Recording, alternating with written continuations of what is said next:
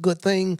Also, there are a lot of people with the injustice relative to sentencing in prison that have been released. Good things. So again, that's a short list of some of the good things. So I don't want you to ever think that I'm just posturing myself to bash our president. That's not my posture at all. At the same time, there is a lot of stuff. For instance, the pandemic.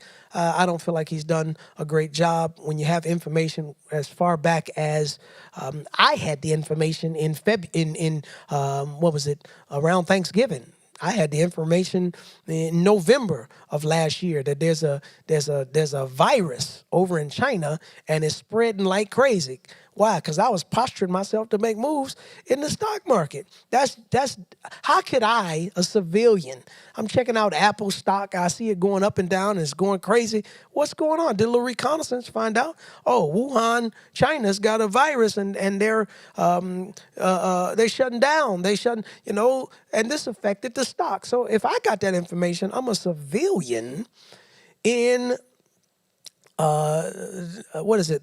Not December, but November. In November, how could you, the president of the United States, have this information and not really? How we looking? We good? Okay, we're gonna see if we can switch to our main Brunson. Let's leave that there. We're gonna step over here, Brunson, and my assistant Felisa give me the thumbs up once we're live with our main system. Look like we got it back on track. All right, give me a big thumbs up if we're good to go. Big thumbs up. Okay, B, you can yank my apparatus out the way there, and let's go with our main system here. You can move the everything. Thank you. Thank you. Okay. All right. To our main set.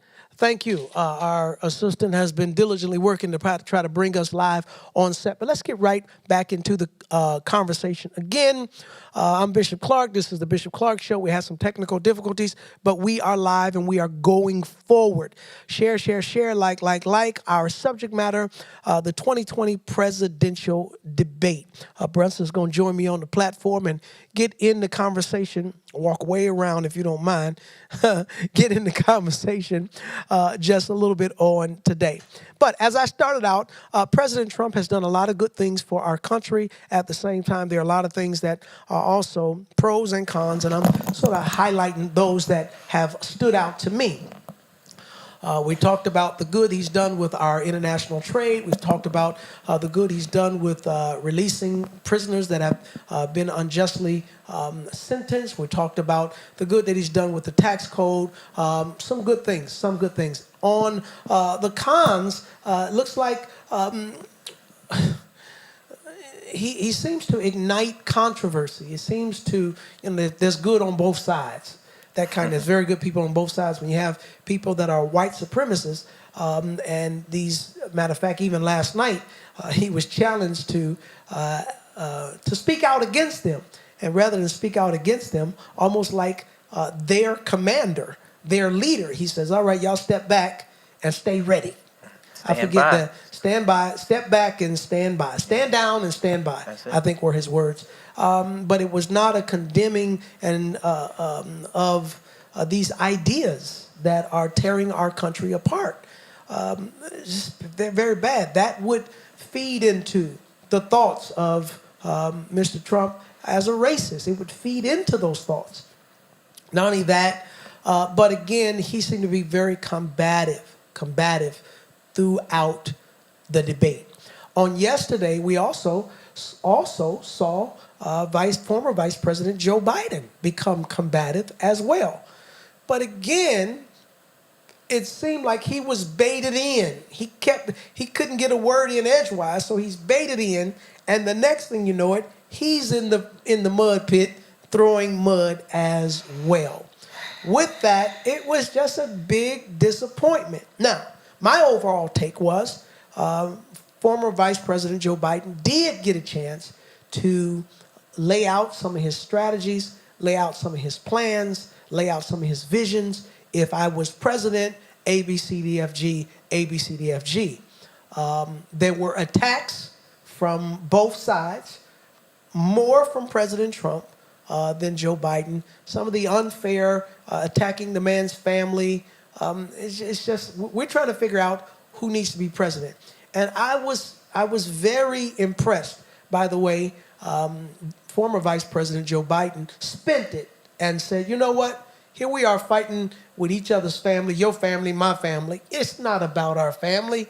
He says it's about the American people's family. Thank you. And I thought that was a turning point to see him saying, hey, I want to be a president that is concerned about the families in our country and what that is.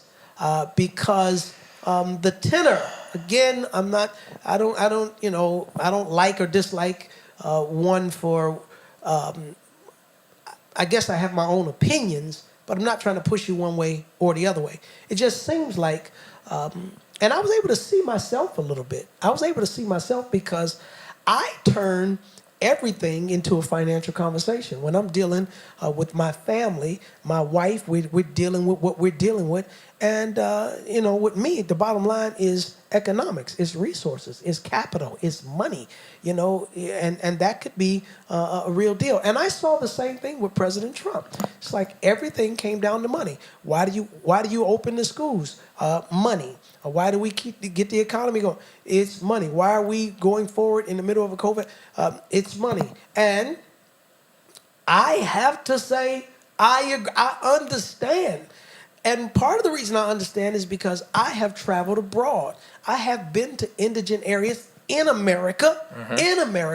I've been to Camden, New Jersey. I'm talking about 15 years ago when Camden was a war zone. I was preaching up in Camden, New Jersey. I have been to depleted areas in California. I have been to some impoverished areas in Mississippi, way back in the sticks. I've been some places preaching in my some 40 years of preaching that I was wondering, man, is this the, like, what year is this? Yes, I felt like, man, are we 40 or 50 years behind? So I have been to some very non-progressive places. And a lot of that has to do with the political leadership in that area. And a lot of it has to do with individuals who are just stuck in a time warp, in a time zone. At the same time, I don't think our commander-in-chief should fester social divide, racism. I like the fact that President Trump began to say, we need law and order, law and order. That's good, but it's not what he is saying, it's what he's not saying. Yes, it's we need law and order, and we need social justice. Yes, sir. It's not like we need law and order, we need law and order. Heck with social justice. Heck with people are being mistreated or killed, or the due process, they're not given due process, or unfair treatment in the courts. Look at Breonna Taylor. Man, they go and shoot this girl up and kill her. Wow, nobody's charged. Nobody's charged. And there is just a pattern of hundreds and hundreds and hundreds of police officers that violate the law and they're not charged. They're not held responsible. There is a need for police reform. There's a need for it. And then there's a need for them, those that cross the line, to be held accountable. I heard that rhetoric from Joe Biden. Joe Biden said, I'm not with defunding the police. Good, because I'm not with that either. There's a lot of people saying we need to defund the police. Wait a minute, okay? Well, who you gonna call? The Ghostbusters? who you gonna call? Who you gonna call when somebody's cracking you upside your head or raping you or bursting your house, home invasion, steal your car, fighting, threaten you with a gun? Who are you gonna call? You got to have somebody. Now, there may be some different ways to gauge funding, but to defund? No, that's foolishness. So I'm glad that I heard that from President Joe Biden, former Vice President Joe Biden, and the rhetoric of, but we need equality, we need justice. And I'm glad that I heard from former Vice President Joe Biden that there is systemic racism, that there is systematic, that have existed for years, that there's a need for education, that there's a need for reform, that there's a need for conversation. He said, if I was president, I would bring all parties to the table so we can talk through these issues and bring some resolve and change. See, that sounds good to me. Oh, that sounds good to me. A president that acknowledges we got a problem here and we need to do something about it. He didn't have to have all the answers. Correct. But we have a problem and we need to do something about it. Where on the other side, all I hear is we need law and order. We need law and order. Not that there is a problem. Yeah, I need to hear that from President Trump. There is a problem with racism, with bias, with prejudice, with inequities and injustices. There is a problem with police brutality. It's not all the police, but there is a problem. And we're not hearing any of that. There is no rhetoric that suggests there is a problem. On last night, they tried to deal with a couple of subject matters. First of all, the records of President Trump versus former Vice President Joe Biden. And one of the things that we kept hearing from from President Trump was, Joe Biden, you've been a 47-year career politician, and what have you done? I mean, he kept calling him out about what he's done. And the only rebuttal that we could hear from President Joe Biden was, former Vice President Joe Biden, was, I ignited the economy. I helped turn the automobile industry around. He referenced that. And if I remember, now I would have to do a little bit more research, but if I remember, there was a big bailout with the car industry where those guys became challenged and our nation was writing them billion-dollar checks, several billion-dollar checks.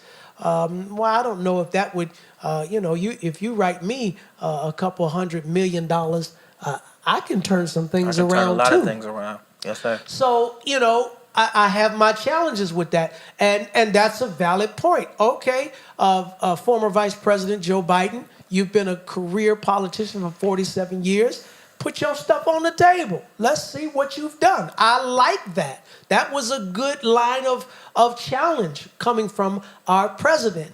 At the same time, former Vice President Joe Biden came back to him and said, all right, for 3.5 years, let's check out what you've been doing. Yeah. Okay? And again, I mentioned some things that he has done, but let's take a look at the violence in America, racial tension in America. Let's take a look at the economy.